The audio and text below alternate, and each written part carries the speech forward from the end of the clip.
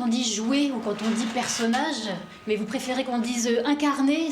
Qu'est-ce que ça vous a fait d'incarner, d'être Lucrèce Borgia? Ben parce que moi je dis toujours, je ne peux donner que ce que j'ai. Donc, alors il y a plein d'acteurs, c'est leur spécialité de se transformer en quelque chose qu'ils ne sont pas, donc je ne critique absolument pas, il y en a qui le font incroyablement bien. Mais moi j'ai pas envie de ça, oui, et puis j'en serais peut-être pas capable. Et jouer pour moi ça me fait penser aux enfants dans une cour d'école. Et pour moi c'est un travail. Et même il y a un autre truc aussi que tous les acteurs avant de monter sur scène ils se disent allez éclate-toi. Moi je m'éclate pas, je travaille. C'est pas péjoratif, ça veut pas dire que je suis pas bien. J'adore mon taf, donc mais c'est sérieux.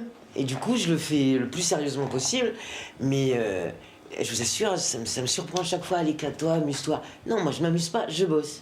Mais est-ce que ça vous donne du plaisir aussi? Est-ce que ça vous a fait plaisir que David Bobet vous choisisse? Ben, quand je vois les spectacles qu'il fait et l'esprit qu'a ce type, oui, je suis flatté. Vraiment, très. Et Lucrèce Borgia, qu'est-ce qu'elle vous inspire, hein? Cette femme, comment vous la trouvez? C'est vrai qu'elle est à la fois détestable et adorable, elle est pleine de passion et de violence. Qu'est-ce que vous pensez d'elle? C'est un être humain. Et puis j'ai envie de dire aussi, Lucrèce Borgia, j'en ai rien à foutre. Moi, il n'y a que David Bobet qui m'a donné envie d'eux. Il aurait pu me proposer n'importe quel autre rôle, j'aurais accepté avec lui. Parce qu'après, cette même histoire de Hugo, s'il y a un ringard derrière, ça ferait une pièce pourrie ou un film pourri, quoi. Donc Lucrèce Borgia et même Victor Hugo, je m'en fous, c'est ce metteur en scène qui m'a donné envie d'eux. Déjà pour me passer le pas d'aller au théâtre, mais au cinéma, je fonctionne de la même manière.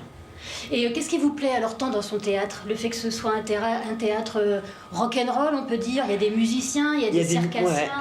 Mais moi, ce que je trouve bien, c'est que souvent, il y a des gens qui sont un peu réfractaires au théâtre parce que c'est désuet, alors que les textes ne le sont pas. Mais on a une manière de le dire ou de le présenter qui le laisse penser, en tout cas. Et là, rien que d'avoir des acteurs de toute origine, ben les enfants de France, ils ont cette tête-là aujourd'hui, donc c'est très bien. Ils peuvent tous se reconnaître dans tous les garçons qui sont sur scène. Et cette mise en scène très actuelle et très urbaine, pareil, puisque les histoires ne le sont pas démodées, pourquoi continuer à le jouer comme il y a 100, 200 ans, quoi? Vous le regrettez ça parfois? Vous vous ennuyez quelquefois au théâtre? Ben moi, il y a quand même un truc, c'est que je suis éblouie par la performance des acteurs et même des fois des pièces que j'étais pas dingue de ce que je voyais. En tout cas, moi je fais standing ovation parce que je trouve que c'est une vraie performance, quoi.